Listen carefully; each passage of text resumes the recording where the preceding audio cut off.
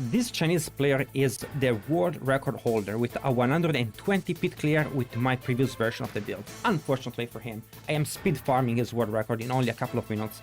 2.0 version of the build is coming. This is AceofSpades, welcome to Goblin-Inc. All the builds down in the description, of course. My god, this season on Mobalytics, we have a dream team of people. Spiritborn, it's me with Sanctum. Sanctum is the go-to crafter in the game. Best builds for Rogue has always been made by him. Sorcerer, we have Mekuna with Lurkin. I believe they do not need an introduction. Necromancer, last season, if you played Blood Surge, you played a version of Quill Build. For Druid, it's me and Screamheart. Screamheart is a great crafter, and I think I did pretty good on Druid myself. Barbarian, we have Dalcora. Really good team. All links down below. Let's get into the build. You know, when I see that kind of players with perfect gear, it's kind of suspicious. They turn out usually to have RMT the gear, but I don't know in this case. But I hope they haven't paid too much, because it's gonna be hefty to change all the items on the build. Let's take a look at the changes. Harmony of Ebewaka, about 60 billion for 3GA 30% right now. Tough, but gotta remove it. Myself, I sniped one very early for a couple of 10 bill and gone. Next helm though, of interdiction, we have Dexterity, Max Life, Maximum Resources. I bought all of them on the market with 3GA. I'm so rich right now, but that's the benefit of, you know, when you find new improvements on the build. This one was found by Sanctum. He found that the block is uncapped, so we can stack a block as much as we want. We stack up a block, and the more block we have, the more damage we do. The helm is really nice. It has max rest, max life, dexterity. And of course, the more resolve we have, the more, you know, block we're gonna generate. So we have resolve stacks and barrier generation on the helm. The Soul Brand is an important item, as this build is really easy to get online, because you want to have 120% barrier generation. That's really important. Barrier generation is the most important part of the build. It has to be at least 120%. Because the Paragon Glyph, Paragon Legendary Node is bugged. It's not supping. This one is bugged. Viscous Shield is bugged. It's doing way too much damage, and having maxed out barrier generation is the most important thing. If you take this in and out, you will check your damage, you will see how much less damage you're doing. I don't think it's gonna be nerfed. Those bugs have never been nerfed because people cry so much if they do. It will be nerfed next season, so enjoy the build. Nothing's gonna happen. And if they do, they're gonna revert the changes like they did the previous season. They tried to nerf Barbarian and people cried, and they had to, you know, revert it. Soul Brand, very strong item, damage reduction while healthy, and you have another 30% damage reduction. It is better than Tyrael's Might at this point, and you know, it's not an Uber. Buy it before it gets hot. The glows are the same, nothing changes here. Thibault's Will is a different multiplier. It's a 20% damage. It also gives you maximum resources, so now getting the build online without needing masterworks on resources is very easy for players. So this build, everyone can play. Max resource on the helm, max resource on Thibault's Will. You have max resource on Kepaleka. They do not need to be GA. You can have lower level of the glyphs. Players of all types are going to be able to play this build. It's well optimized for everyone. The Yen's Blessing make a big comeback because they cap your resistances. This is very important. Cap your resistances, they give you resource generation. Move speed, now we have taken out a lot of move speed from the build. No more Ebewaka, no more Tyrael's Might. You're gonna be needing, in my opinion, GA move speed, GA all rest if you wanna be fast. Otherwise, you not necessarily need that. All rest is really strong here, you cap pretty much your resistances and armor. I'm a little bit not armor capped. I will be in combat, but not now.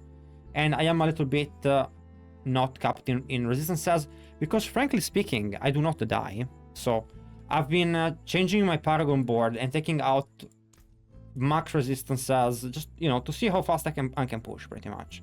So I've taken out resistances for no reason.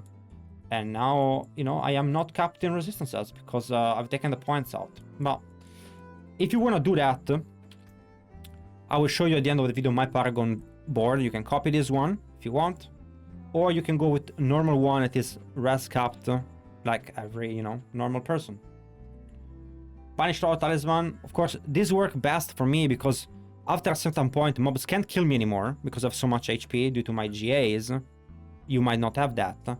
So for you, going for resistances and armor might still be better. You reach a point where you don't need that, and you might not be there.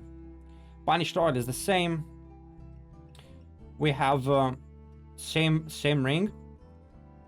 Midnight Ring stays the same, so this part of the build does remain the same. For the Spirit, all we're running double Jugger.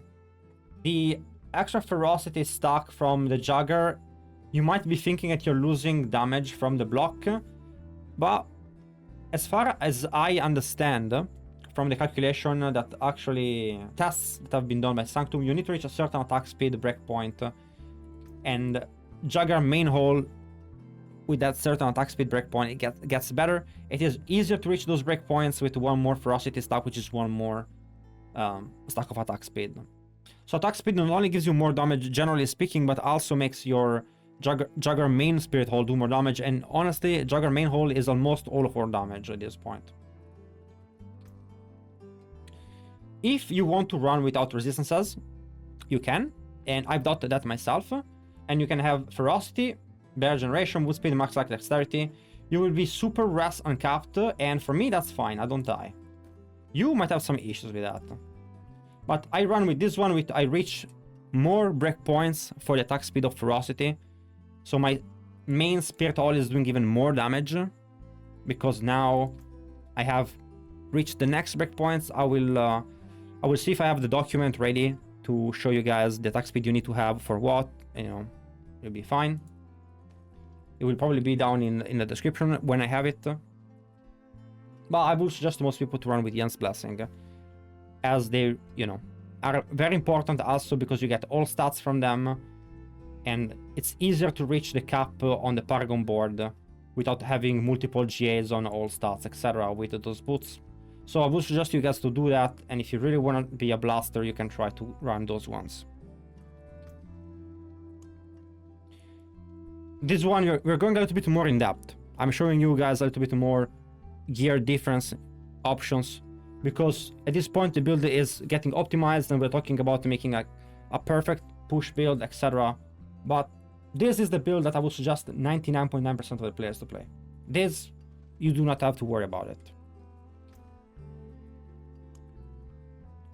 Quill, everything here is normal. 2 points in follow through. I've removed Sword from the build because it's annoying to use and I do not have the slot for the aspect anymore. Apex, still the same. Unrestrained, still the same. A small change here, we're getting 10% more block chance because it gives us more damage now that we understand that we can go above 100% block chance. Very powerful. I was running Concussive Stomp actually to test it, and I forgot to take them out. This is a Fox Pass. I'm gonna put 1 point more here. And honestly, we're gonna put 1 point in HP. This is 5% HP each. If you find yourself dying, take a point out from follow through, which is 2% damage. For 2% damage, you can get 5% HP. It's a good trade in terms of ROI. It depends if you die or not. Brilliance gives you damage. Go ahead, get that. And here everything remains the same, 3 points in everything. Still Prodigy's Tempo. The Paragon, I promised I was gonna show you my special Paragon board, because people always say, but why is your Paragon board different than the one on the website? That's because depending on my stats, I can make changes based on that. So for example, I have too many rolls of attack speed on my gear that are GA, and also unfortunately I masterworked some of them, and changing masterworks is really expensive. So what happens is that I take less attack speed, like here and here, which is something that none of you will do. Not taking attack speed is kind of crazy. So on the Paragon board, on Mobiletics, you will have more resistances, more attack speed, more armor. What I have is more like those nodes. I have more 15% critical strike damage. Maybe I take more points here on to get my spirit bigger. And I just added a little bit of damage wherever I could find. And that's the difference on the Paragon board. The one on Mobiletics, is perfect for everyone, and this one is just specifically perfect for my gear, and that's why it's different. So use the link down below and you'll be okay. For Mercenary, we have the same setup. He gives us Fortify. That's very important because, you know, with Bash, you get Fortify. We need to be fortified to do more damage with Overpower. That's really important. And then last thing, of course, we get Variana for the attack speed. And that's nice. Hope you guys enjoyed the video. I will see you on the next one.